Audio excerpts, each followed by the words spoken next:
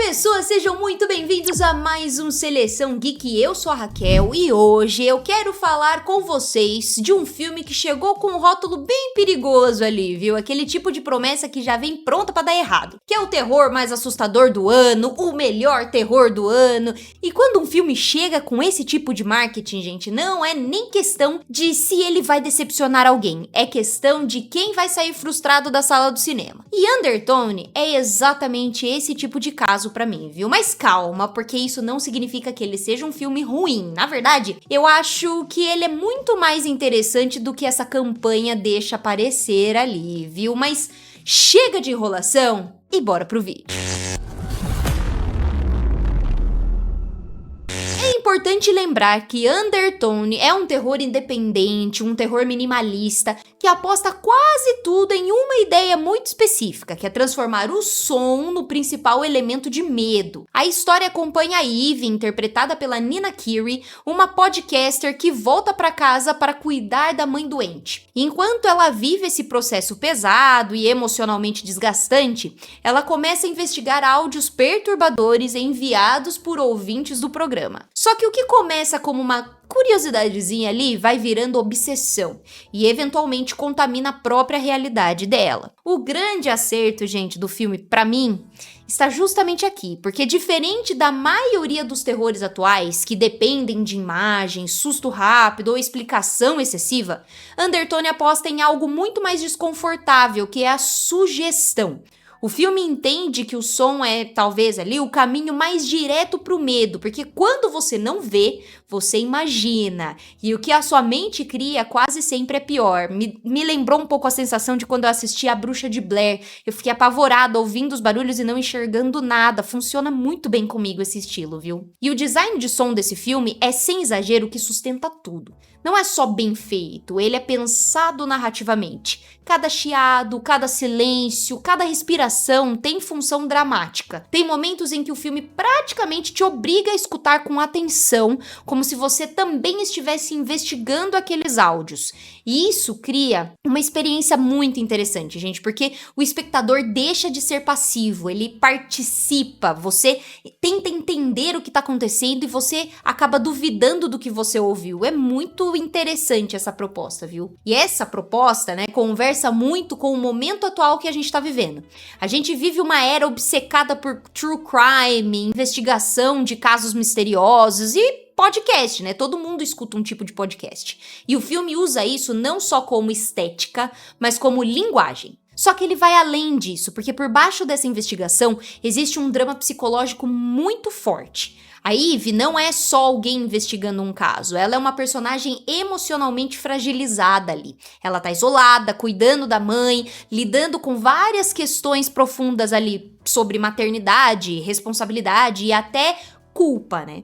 E o filme mistura tudo isso com uma camada sobrenatural que nunca fica totalmente clara ali. A gente não sabe o que é real, o que é projeção e o que é culpa se manifestando, né? O filme não responde. Isso, pra mim, é uma escolha consciente ali e bem interessante desse filme, de verdade.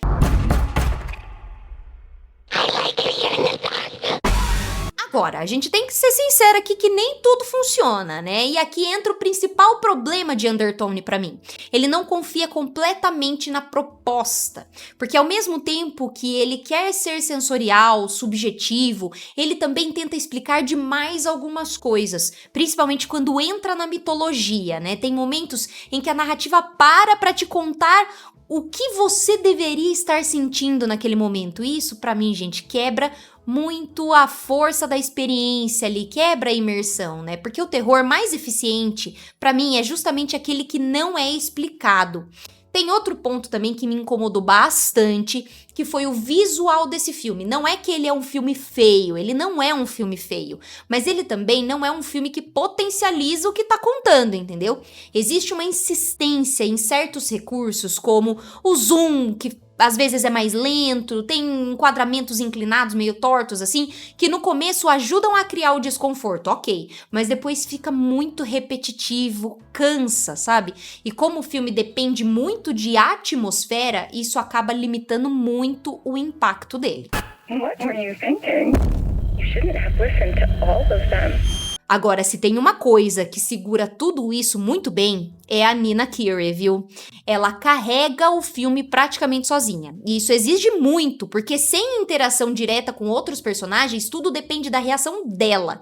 E ela entra com uma atuação muito contida, muito física, você percebe o cansaço, a tensão, a fragilidade, e isso conecta muito bem com a proposta do filme. Eu adorei a atuação dela, eu realmente fiquei abismada, assim, eu me surpreendi muito mesmo. A estrutura desse filme é aquele slow burn clássico, né, que vai queimando bem devagarzinho, né, o filme vai construindo tensão aos poucos, sem pressa, até chegar num final que eu achei extremamente coerente com a proposta, né, e é um final corajoso também, não é um final que tenta agradar todo mundo, isso é bem interessante, mas é um final que respeita a ideia do filme, gente, eu gostei muito disso. E hoje em dia isso já é muita coisa, é raro a gente ver isso em um filme principalmente independente, né, que não visa aí o que outras pessoas querem, né, eles foram fiéis ao final do que o diretor quis pro filme, e eu achei isso muito interessante também. Resumindo, gente, Undertone não reinventa o terror, ele claramente dialoga com obras, como eu já citei aqui, A Bruxa de Blair, tem também um toquezinho de Hereditário, mas encontra sua identidade no uso do som como linguagem principal. E isso é um diferencial muito relevante, viu? Então, para resumir tudo aqui, se você entrar nesse filme esperando susto, explicação e respostas clarinhas ali na sua cara, você provavelmente vai se frustrar. Mas se você entrar disposto a sentir o filme, a escutar o filme e aceitar o desconforto da ambiguidade, a experiência pode ser bem mais interessante, viu? Eu achei esse filme razoável, eu gostei, eu acho que vale a pena o ingresso, na minha opinião, né? É um filme com uma proposta muito boa, uma execução ali parcialmente eficiente e um diferencial técnico que realmente chama a atenção, viu? Mas ele ainda escorrega na narrativa em algumas escolhas visuais. Não é, assim, uma obra-prima, mas eu achei um filme bem interessante. Mas agora, eu quero saber de você. Você gosta de terror que explica tudo ou daqueles que te deixam desconfortável e cheio de dúvida, né? Comenta aqui embaixo se você já assistiu esse filme, que eu quero muito saber a sua opinião. E se você curte esse tipo de análise mais aprofundada aí, de lançamentos do cinema ou até de clássicos do cinema, aproveita, deixa um like, se inscreve no canal, ativa o sininho que toda semana tem vídeo novo aqui pra vocês, hein? Muito obrigada por ficar comigo até o final, esse foi mais um Seleção Geek e eu te vejo no próximo vídeo. Tchau!